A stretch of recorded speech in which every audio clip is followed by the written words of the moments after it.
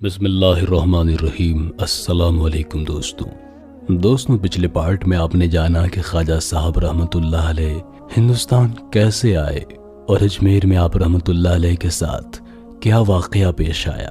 آج کی اس پارٹ میں ہم خواجہ صاحب رحمۃ اللہ علیہ کے بارے میں مزید جانیں گے۔ دوستوں، اجمیر شہر سے باہر ایک بڑا ہی لمبا چوڑا میدان تھا۔ اس میدان میں ایک پیڑ لگا ہوا تھا۔ خواجہ صاحب رحمۃ اللہ علیہ اس پیڑ کے نیچے جا کر بیٹھ گئے۔ دراصل یہ میدان راجہ پرتھوی راج چوہان کے اونٹوں کے بیٹھنے کی جگہ تھی۔ آپ رحمۃ اللہ علیہ کچھ دیر تک آرام فرماتے رہے۔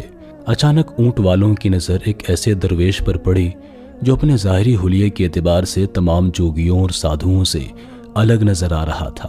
اونٹ والے تیزی سے خواجہ معین الدین چشتی رحمۃ اللہ علیہ کے قریب آئے اور انتہائی کڑوے لہجے میں کہنے لگے، اے شخص، تو کون ہے اور یہاں کس لیے آیا ہے؟ خواجہ معین الدین چشتی رحمۃ اللہ علیہ نے اونٹ والوں کی تلخ کلامی کو نظر انداز کرتے ہوئے فرمایا، میں اللہ کا ایک بندہ ہوں اور اس پیڑ کے سائے میں کچھ دیر آرام کرنے کے لیے ٹھہر گیا ہوں۔ اونٹ والوں کے دلوں پر آپ کے میٹھے کلام کا کوئی اثر نہ ہوا اور وہ کہنے لگے، یہ راجہ کے اونٹوں کے بیٹھنے کی جگہ ہے، یہاں کوئی دوسرا آرام نہیں کر سکتا۔ خواجہ صاحب فرمانے لگے، یہ تو بہت بڑا میدان ہے، راجہ کے اونٹ تو اور بھی کہیں بیٹھ جائیں گے نا، میں اگر یہاں بیٹھ گیا ہوں تو اس سے تمہیں کیا نقصان ہے؟ آپ رحمۃ اللہ علیہ کے لہجے میں بڑی مٹھاس تھی، مگر اونٹ والوں پر اس کا بالکل بھی اثر نہ ہوا۔ وہ آپ سے بڑے ہی بے ادبی سے بات کرنے لگے۔ خواجہ صاحب نے اپنا مختصر ترین سامان اٹھایا اور یہ کہتے ہوئے اپنی جگہ سے اٹھ گئے، چلو یہ درویش تو یہاں سے اٹھ جاتا ہے، مگر اس کے بعد جو بھی یہاں آ کر بیٹھے گا پھر اسے کوئی اٹھا نہیں سکے گا۔ اونٹ والوں نے آپ کا خوب مذاق اڑایا، کہے لگائے، مگر خواجہ معین الدین چشتی رحمۃ اللہ علیہ ان تمام باتوں سے بے نیاز ہو کر انا ساگر کی طرف چلے گئے۔ انا ساگر اجمیر کے نواح میں ایک بڑا ہی پرانا تالاب تھا جس میں اونچی نسل کے ہندو نہایا کرتے تھے۔ خواجہ صاحب کی تحریک کی کامیابی کے بعد یہ تالاب مسلمانوں کے استعمال میں آنے لگا۔ انا ساگر خواجہ صاحب کے مزار سے 4-5 میل کے فاصلے پر آج بھی واقع ہے۔ عرس مبارک کے دنوں میں اس پختہ تالاب کے کنارے ہزاروں مسلمان وضو کرنے کے لیے آتے ہیں، بڑے ہی شوق سے کچھ لوگ یہاں نہاتے بھی ہیں۔ خیر، خواجہ معین الدین چشتی رحمۃ اللہ علیہ کے تشریف لے جانے کے بعد شام کو پرتھوی راج چوہان کے اونٹ گھاس چرتے ہوئے میدان میں داخل ہو گئے اور رات گزارنے کے لیے زمین پر بیٹھ گئے۔ صبح ہوئی تو معمول کے مطابق اونٹ والے آئے اور جب انہوں نے اونٹوں کو اٹھانے کی کوشش کی تو اونٹ اٹھنے کا نام نہیں لے رہے تھے۔ اونٹ والوں نے دوبارہ کوشش کی مگر ناکام رہے۔ پھر وہ بے گناہ جانوروں پر کوڑے مارنے لگے، یہاں تک کہ بعض اونٹ لہو لہان ہو گئے، لیکن زمین سے اٹھنے کا نام نہیں لیا۔ بے زبان اونٹوں کو مارنے پیٹنے کے بعد اونٹ والوں کو مسلمان درویش کے وہ الفاظ یاد آئے جس میں اس فقیر نے کہا تھا کہ چلو میں تو یہاں سے چلا جاتا ہوں، لیکن اس کے بعد جو بھی یہاں بیٹھے گا اسے کوئی اٹھا نہیں سکے گا۔ اب انہیں اندازہ ہو گیا تھا کہ یہ سب کچھ اس فقیر کی بد دعا کا نتیجہ ہے۔ اس احساس کے ساتھ تو اونٹ والوں کے ہوش ہی اڑ گئے۔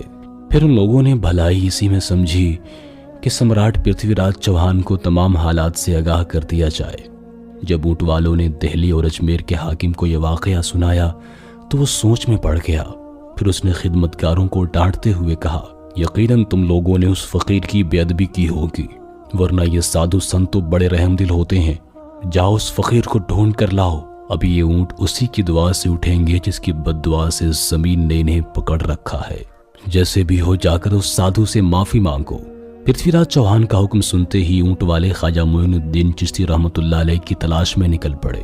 ڈھونڈتے ہوئے کچھ دیر کے بعد انہوں نے دیکھا کہ آپ انا ساگر کے کنارے ایک درخت کے نیچے بیٹھے ہوئے ہیں۔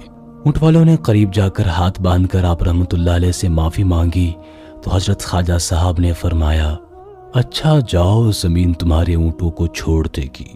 بالآخر اونٹ والے اپنی مذہبی رسم کے مطابق خواجہ معین الدین چشتی رحمۃ اللہ علیہ کے پاؤں چھو کر واپس آ گئے۔ ان کے اونٹ میدان میں ادھر سے ادھر دوڑتے پھر رہے تھے۔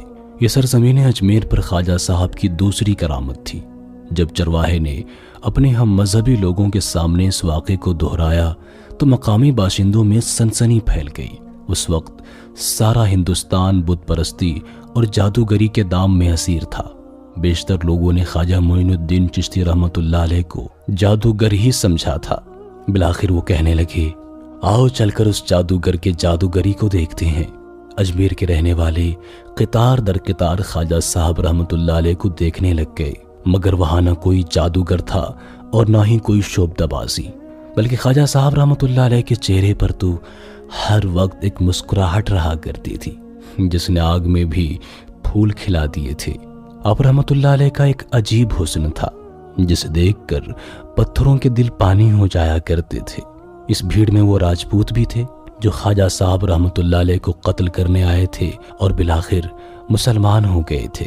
خواجہ صاحب رحمۃ اللہ علیہ کو دیکھ کر لوگوں نے اپنے باپ داداؤں کے دھرم کو چھوڑ دیا اور مذہب اسلام میں داخل ہو گئے۔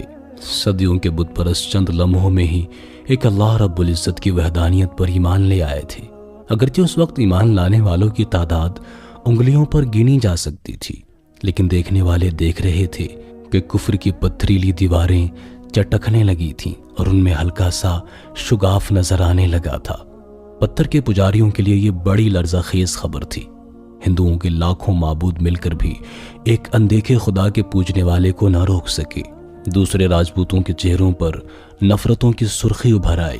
برہمن غضبناک ہو گئے اور دیوتاؤں کے نام لیوا پیچو تاب کھانے لگے۔ ہر طرف ایک حشر برپا تھا۔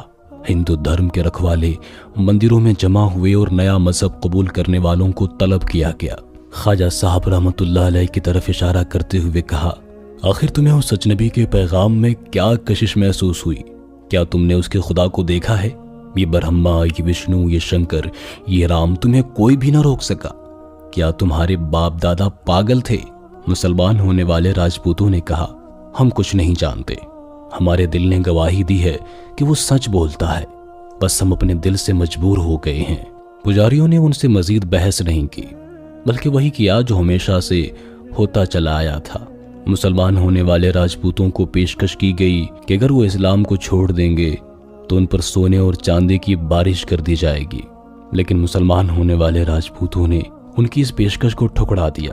پھر ان سے کہا گیا کہ اگر وہ اپنے مذہب میں پھر سے داخل نہیں ہوئے تو زندگی کی ساری رعایتیں چھین لی جائیں گی اور ان پر راجستھان کی زمین تنگ کر دی جائے گی۔ مگر باغی راجپوت ان دھمکیوں سے بھی متاثر نہ ہوئے اور بالآخر انہیں برادری سے نکال دیا گیا۔ کچھ لوگوں نے راجہ پرتھوی راج چوہان کو یہ رائے بھی دی کہ ان باغیوں کو قتل کر دیا جائے تاکہ ہمیشہ ہمیشہ کے لیے اسلام کے خطرے سے نجات حاصل کر لی جائے، لیکن راجہ پرتھوی راج بڑا ہی عقل مند شخص تھا۔ اس نے ایسا کرنے سے انکار کر دیا کیونکہ اس علاقے میں تمام راجپوت کسی نہ کسی عنوان سے ایک دوسرے سے جڑے ہوئے تھے۔ اگر ان راجپوتوں کو قتل کر دیا جاتا تو اس سے دوسرے راجپوت بھی باغی ہو سکتے تھے، لہٰذا پرتھوی راج چوہان نے باغیوں کے قتل سے گریز کیا، لیکن ان مسلمان ہونے والے راجپوتوں پر معاشی پابندیاں عائد کر دی گئیں۔ وہی راجپوت جو کل تک ہندوستان کی شان ہوا کرتے تھے، آج وہ اپنوں کے لیے ہی اجنبی ہو کر خواجہ معین الدین چشتی رحمۃ اللہ علیہ کے قدموں میں آ پڑے تھے۔ جب کبھی انہیں اپنے گھروں کی آزاد ماحول کی یاد آتی تو وہ بے قرار ہو جاتے تھے۔ خواجہ صاحب ان کی یہ حالت دیکھ کر فرماتے، تم لوگوں کی یہ بے چینی کچھ لمحوں کے لیے ہے۔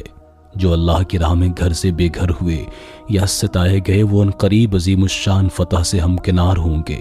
ذلت اور رسوائی تمہارے دشمنوں کا مقدر بن جائے گی۔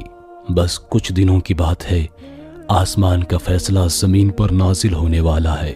حضرت خواجہ معین الدین چشتی رحمۃ اللہ علیہ کی یہ اثر انگیز تقریر سن کر راجپوتوں کے بے قرار دل ٹھہر جاتے اور وہ خدائے وحدہ لا شریک کا نام لے کر ایک ایسی لذت کا احساس کرنے لگتے جس سے وہ کل تک بالکل انجان تھے۔ پرتھوی راج چوہان اور دیگر امرائے سلطنت کی سخت احکام کی بنیاد پر مسلمان ہو جانے والے راجپوتوں کے لیے معاشی زندگی کا دائرہ تنگ کر دیا گیا تھا۔ حکومت کے لوگوں کا خیال تھا کہ وہ راجپوتوں کے ساتھ اچھوتوں جیسا سلوک کرنے کے بعد ان لوگوں کو خوف زدہ کرنے میں کامیاب ہو جائیں گے، مگر ایسا نہیں ہو سکا۔ جسموں پر پابندیاں لگی تو دل پہلے سے زیادہ آزاد ہو گئے، زبانوں پر مہریں لگائی گئی تو ذہن کچھ زیادہ ہی سرکش ہو گئے۔ جاسوسوں نے پرتھوی راج کو خبر دی کہ مسلمان ہونے والے راجپوت نیا مذہب قبول کرنے کے بعد بہت زیادہ خوش نظر آتے ہیں۔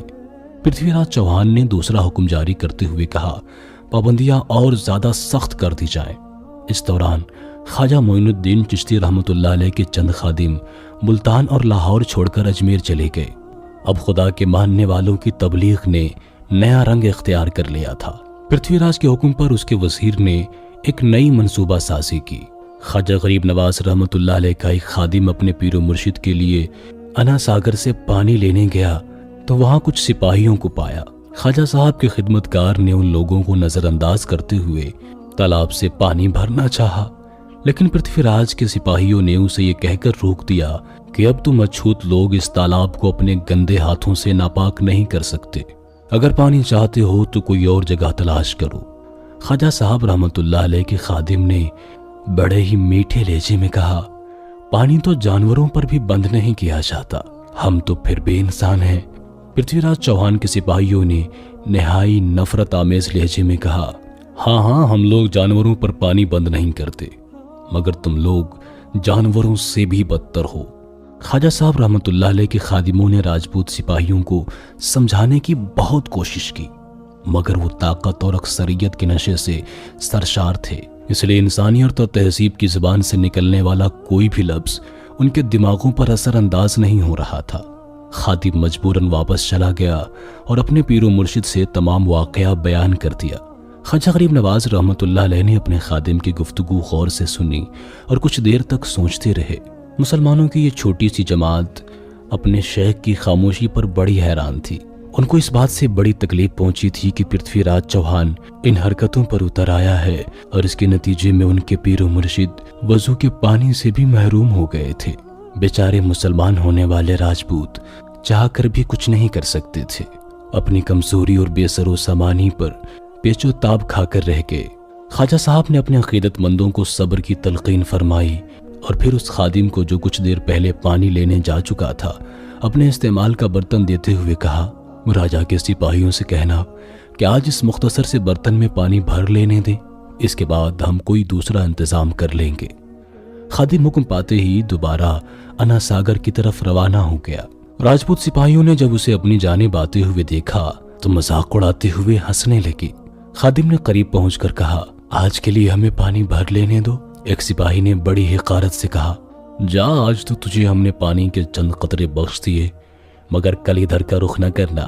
خواجہ معین الدین چشتی رحمۃ اللہ علیہ کا خادم بڑے سکون سے تالاب کے کنارے پہنچا اور اس نے اپنے پیر و مرشد کے استعمال کا برتن پانی سے بھر لیا۔ چند لمحوں کی بات تھی کہ راجپوت سپاہیوں کے ساتھ خواجہ غریب نواز رحمۃ اللہ علیہ کے خادم پر بھی حیرتوں کے پہاڑ ٹوٹ پڑے۔ پورے انا ساگر تالاب کا پانی ایک چھوٹے سے برتن میں سمٹ آیا تھا۔ کچھ دیر پہلے جس پانی پر طاقت کے ذریعے پابندیاں لگائی جا رہی تھی اس کی حقیقت ظاہر ہو چکی تھی۔ راجپوت سپاہی کی حالت خراب ہو رہی تھی اور وہ بڑی حیرانی سے اس تالاب کو دیکھ رہے تھے جس سے کل تک پورا علاقہ سیراب ہو رہا تھا اور اب اس میں پانی کا ایک قطرہ بھی موجود نہیں تھا۔ راجپوتوں کو لگ رہا تھا کہ یہ کوئی بہت بڑی جادوگری ہے۔ اگرچہ راجستھان کی پوری سرزمین جادوگروں سے بھری ہوئی تھی، لیکن پھر بھی ہندو جادوگروں کے بقول مسلمان فقیر کا جادو ان سب پر بھاری تھا۔ یہ ناقابل یقین منظر دیکھ کر پرتھوی راج کے سپاہیوں پر اس قدر دہشت طاری ہوئی کہ وہ وہاں سے بھاگ کھڑے ہوئے۔ خود حضرت خواجہ معین الدین چشتی رحمۃ اللہ علیہ کا خادم بھی لرزتے قدموں سے واپس آیا اور کانپتے ہوئے لہجے میں تمام واقعہ سنانے لگا۔ آج اسے پہلی بار اپنے پیر و مرشد کی روحانی قوت کا اندازہ ہو چکا تھا۔ پورے اجمیر میں ہنگامہ برپا تھا۔ جس نے بھی انا ساگر کے سوکھ جانے کی خبر سنی تھی حیران رہ گیا تھا۔ کوئی بھی اس حیرت انگیز واقعے پر یقین کرنے کے لیے تیار نہیں تھا، لیکن جب شہر کے باشندے تالاب کے کنارے جمع ہوئے تو انہیں اس بات پر یقین کرنا پڑا کہ صدیوں پرانا وہ تالاب آج پانی سے بالکل خالی ہو چکا ہے۔ راجپوت سپاہیوں نے پانی کو خواجہ صاحب رحمۃ اللہ علیہ کے کوزے میں سمٹتے ہوئے دیکھا تھا۔ وہ حیرت زدہ ہو کر پرتھوی راج کے سامنے کھڑے تھے اور گریہ وزاری کے انداز میں اپنے حکمران سے کہہ رہے تھے، سمراٹ، ہم شرمندہ ہیں کہ آپ کے حکم کی تعمیل نہ کر سکے، لیکن ہمارا یقین کیجئے ہمارے ارادوں کا کوئی دخل نہیں تھا اس پہ۔ وہ سادھو اتنا بڑا جادوگر ہے کہ ہماری تلواریں تک بے نیام نہ ہو سکی، ہمارے ہوش و حواس غائب ہو گئے، ہماری بہادری اس کی جادوگری کے سامنے کچھ بھی نہیں ہے۔ ہم تو اپنی جگہ سے ہل بھی نہیں پا رہے تھے۔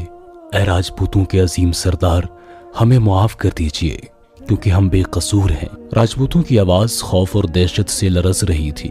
خود پرتھوی راج بھی یہ خبر سن کر بڑا حیران اور پریشان ہو گیا تھا، مگر وہ ان سپاہیوں کی موجودگی میں اپنی پریشانی کا اظہار نہیں کرنا چاہتا تھا، اس لیے کچھ دیر تک خاموش رہا، پھر انا ساگر پر متعین فوجیوں کو سست کہہ کر دربار سے رخصت کر دیا۔ دوستوں، آج کی اس ویڈیو میں اتنا ہی۔ آگے کا واقعہ انشاءاللہ ہم اگلے پارٹ میں جانیں گے۔ جب تک اس ویڈیو کو لائک کرتے ہوئے دوستوں کے ساتھ شیئر بھی ضرور کر دیجیے گا۔ اپنا بہت سا خیال رکھیے گا۔ اللہ حافظ۔